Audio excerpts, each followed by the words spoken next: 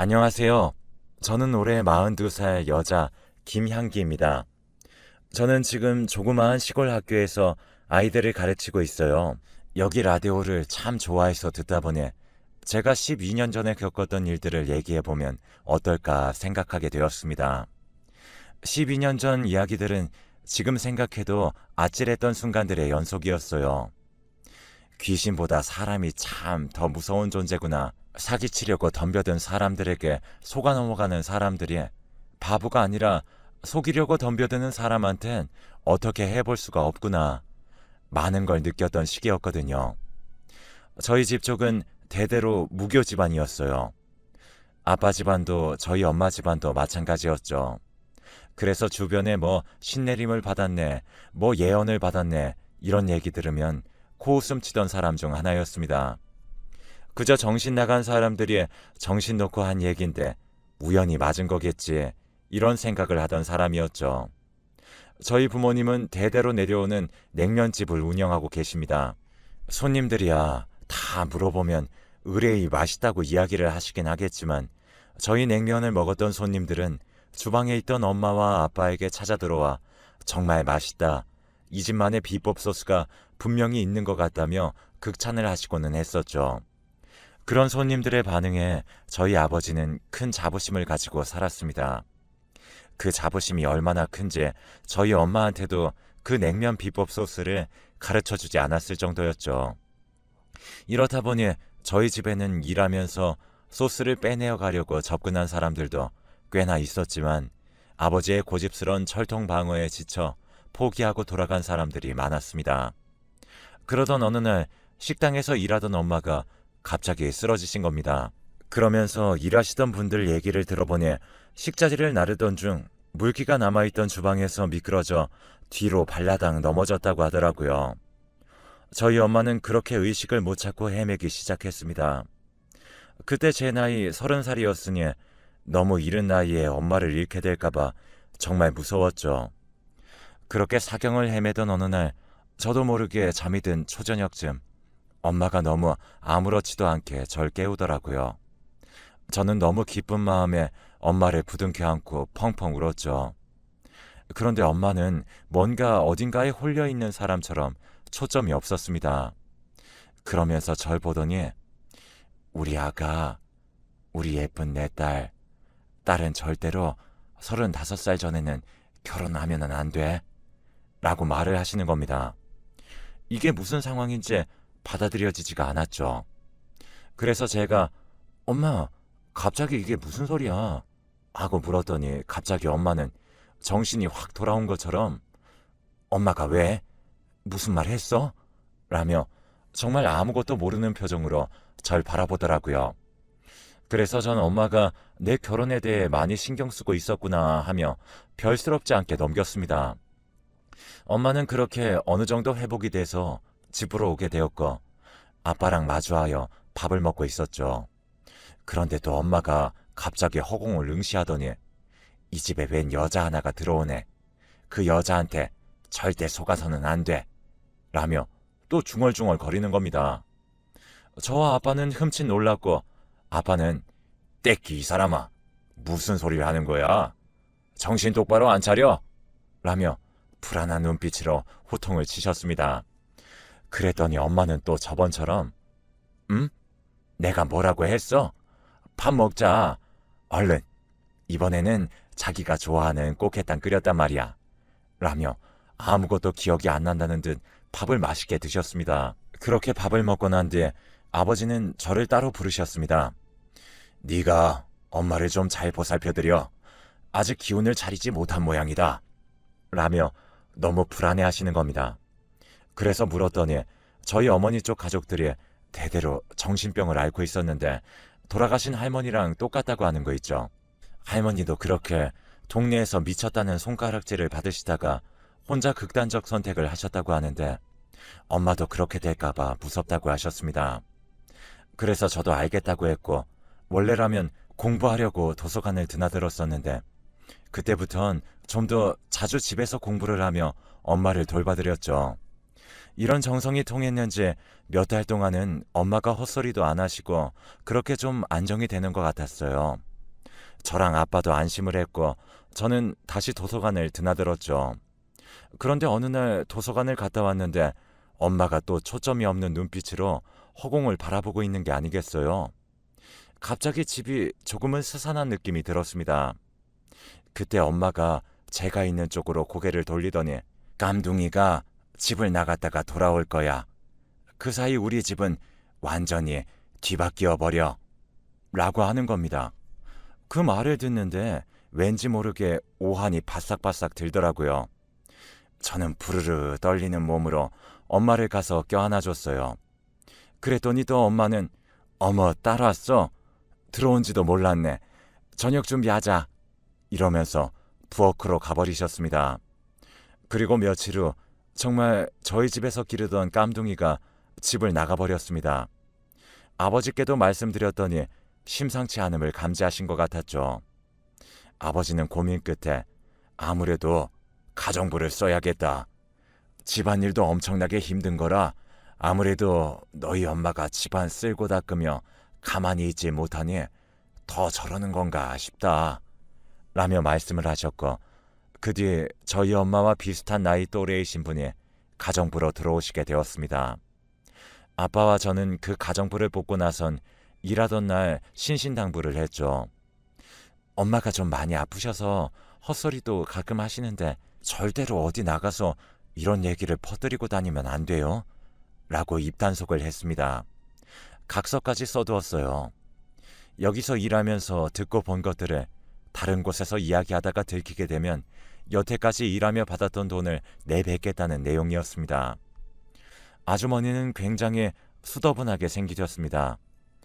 눈매가 좀 날카롭게 생기긴 했었지만 워낙에 저희 엄마를 살뜰하게 잘 챙기시고 저도 도서관 간다고 하면 도시락도 손에 들려주시며 보내주실 정도로 정이 많으신 분이셨죠. 그러던 어느 날 다른 날과 다름없이 저도 도서관에 갔습니다. 9월쯤 되던 날이었으니 이제 여름이 좀 지나고 가을로 접어들 때였죠. 저는 도서관 주변 공원에서 산책하는 걸 굉장히 좋아했고 산책하다가 배가 고프면 아줌마가 싸주신 도시락을 꺼내 벤치에 앉아 먹고는 했죠. 그런데 저처럼 이렇게 공원에 나와서 도시락을 먹는 사람들이 흔하진 않은데 제 옆 벤치에 어떤 남성분이 도시락을 싸와서는 먹고 있더라고요. 속으로 내심 반가웠습니다. 아무래도 공원에서 도시락을 먹다 보면 사람들이 신기하게 쳐다보기도 했었기 때문에 저 사람도 자주 나와서 저렇게 밥 먹으면 시선이 분산될 것 같아 좋았었죠. 그렇게 며칠간 저희는 나란히 벤치에 앉아 밥을 먹었어요. 그러던 어느 날 그 남성분이 저에게 말을 걸었습니다. 저 혹시 같이 먹어도 될까요? 라고 물어보는데 세상에 심장이 쿵쾅쿵쾅 뛰더라고요. 무슨 그 드라마 같은 데 보면 남자 주인공 얼굴 뒤에 빛이 나고 웃을 때 세상이 한층 더 밝아 보이는 그런 거 아시죠? 제가 딱 그렇게 드라마를 보는 기분이었습니다. 실제로도 자세히 보니 유난히 더 뽀얗고 솜털도 하얀 게 아기 같다라는 인상을 주었죠. 그렇게 저희들은 매일같이 도시락을 먹으며 정말 많이 친해졌어요. 그분은 알고 보니 1살 위인 기철 오빠였고 사법고시를 7년 동안 준비하고 있다고 했었죠. 저도 임용으론 6년 정도 준비하던 장수생이었기에 서로 정말 통하는 게 많았습니다. 그렇게 저희는 엄청나게 가까워졌어요. 그리고 제가 시험을 치르는 11월이 다가왔죠. 오빠는 힘내라며 새벽 일찍부터 일어나 직접 산 도시락을 제 손에 쥐어주고 시험을 치르는 곳까지 데려다 주었죠. 그렇게 많은 분들의 응원에도 전 또 떨어지고 말았어요. 오빠도 2월에 시험을 치렀지만 결과가 좋지 않았었죠. 하지만 둘 다 작년 한 해 서로를 만나게 된 게 합격 결과보다 더 기쁘다며 술 한 잔에 털어버리고는 다시 같이 시험을 준비하기 시작했습니다. 그러던 어느 날 공원을 산책하던 도중에 한 엄마가 지적장애처럼 보이던 아들을 데리고 산책 나온 게 눈에 띄었습니다. 저도 엄마가 생각나더라고요. 아직까지도 가끔 알 수 없는 헛소리를 계속 하셨거든요. 그런데 갑자기 기철이 오빠의 흐느끼는 소리가 들렸습니다.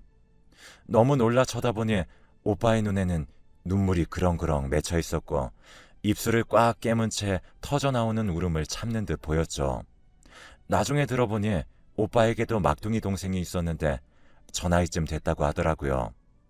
그런데 가족들 모두 아닐 거라며 부정하며 치료도 못 받게 했는데 갑자기 어느 날 불의의 사고로 죽게 되었다는 얘기를 했습니다. 다 큰 성인 남성이 그 공원에서 꺼이꺼이 우는데 오히려 제겐 그 모습이 오빠에 대한 제 마음을 굳혀버린 계기가 되었었죠. 그래서 저도 사실을 이야기했습니다. 기철이 오빠는 저를 안아주며 자신이 동생한테 다 못했던 거 저희 엄마를 통해 보답할 거라면서 이건 하늘이 준 기회 같다는 말을 하더군요. 정말 상상도 못했던 답변이었고 하늘에서 내려온 천사인가 내 인연인가 라는 생각이 들었습니다. 기철이 오빠는 기다렸다는 듯 저희 아버지께 인사를 드리고 엄마를 극진히 돌봐주기 시작했어요.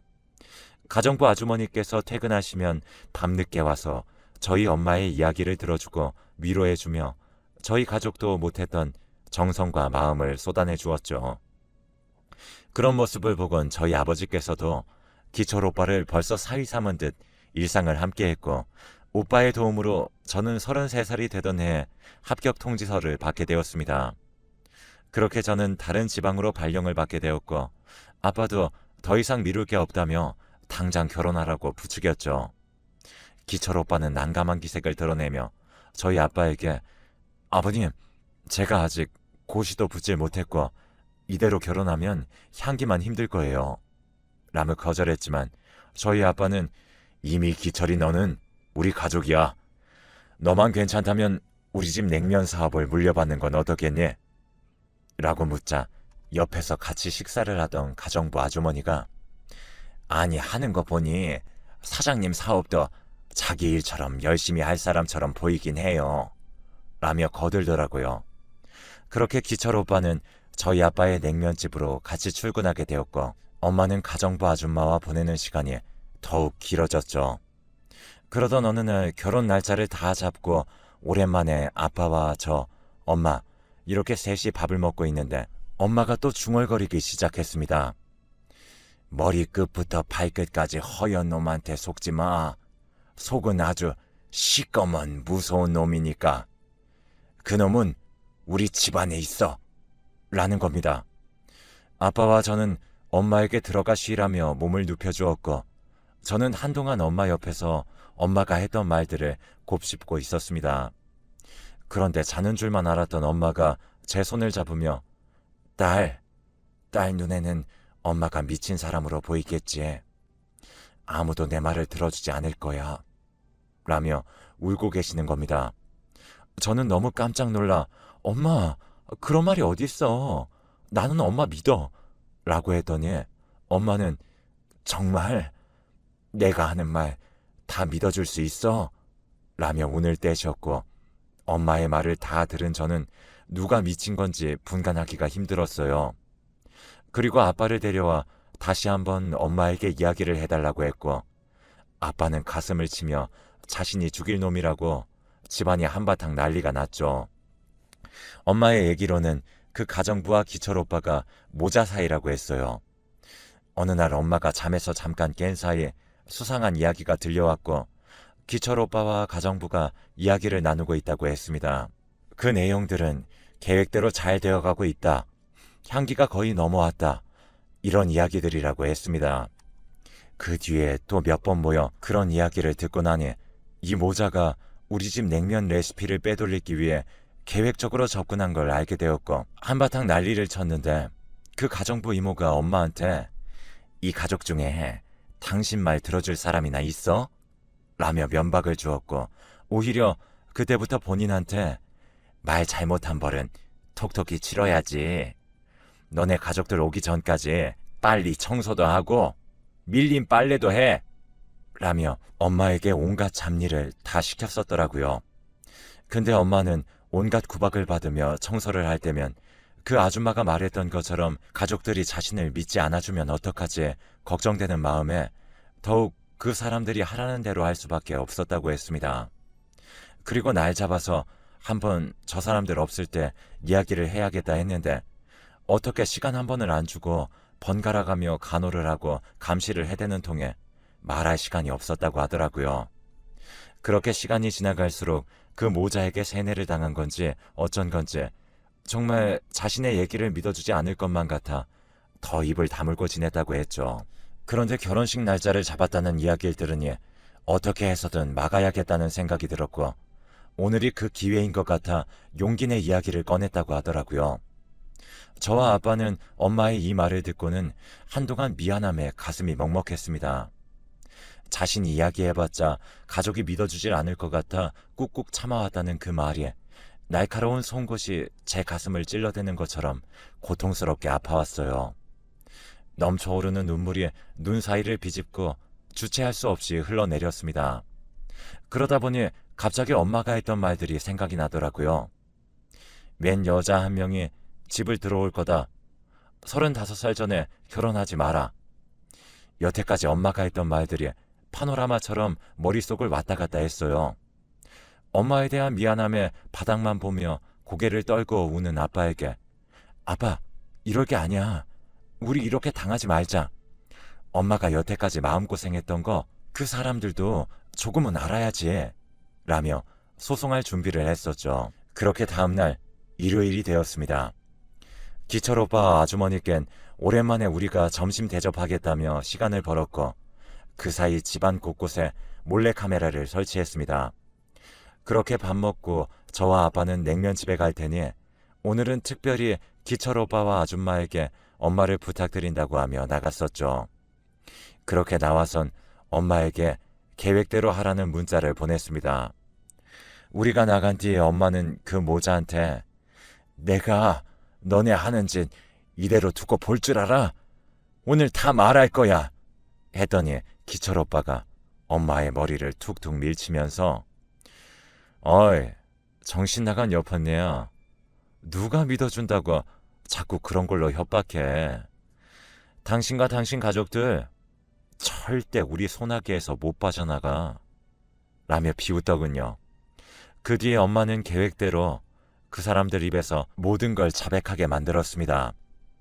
그 사람들은 자신들의 추악한 진실을 말할수록 더 대담해져 가는 듯 보였죠. 그리고 마지막 신호탄이 쏘아졌습니다. 엄마는 그들에게 집을 나가겠다고 했죠. 내가 나가면 너네들에게 분명 책임을 물을 거야. 라며 집을 나가려고 하자 그들은 계획대로 엄마를 바닥에 내팽개쳤었고 집안의 온갖 물건들을 집어던지기 시작했습니다. 엄마도 그 사람들이 다치지 않게 조그마한 물건들을 던지며 반격하는 척을 하자 제 성질을 못 이긴 기철 오빠가 갑자기 가발을 집어던졌고 오빠의 본래 머리인 흰머리가 찰랑거렸습니다. 그리고 오빠는 거친 숨을 몰아쉬며 이 여편네가 열받게 하네. 오늘 당신 주둥이 잘못 놀린 거 후회하게 만들어줄게. 버릇을 단단히 고쳐놔야겠어. 라며 부엌 걸어가서 뜨거운 물을 끓이더군요. 그렇게 저희 엄마에게 다가가는 순간 미리 연락을 해놨던 경찰들이 들이닥쳤고 그 둘은 특수폭행죄로 연행이 되었습니다. 그들은 뻔뻔하게 경찰한테 아니 저 여자가 미쳐가지고 우리한테 라면물 안 끓여줬다고 물건을 집어 던졌다니까요. 저는 그거 라면 끓여달래서 물 끓이고 있었던 것 뿐이라고요. 라며 반박을 하였고 저희는 진실을 담고 있는 녹화본을 증거자료로 제출했습니다. 그리고 판결이 나오는 날 그 둘은 각각 징역 2년에 벌금 1,000만 원형에 처해졌죠.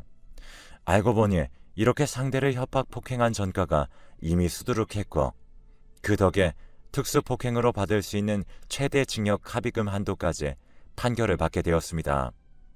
그 이외에도 물을 끓여서 부으려고 했다는 게 정황상 명백했고 그 이전에도 둘이 피해자에게 물건을 던졌다는 점 그리고 각서를 쓴 내용을 위반했다는 점 남의 영업 레시피를 빼앗기 위해 계획적으로 접근했던 점 이 모든 게 인정받았고 그 둘은 지금 감옥에 갔죠.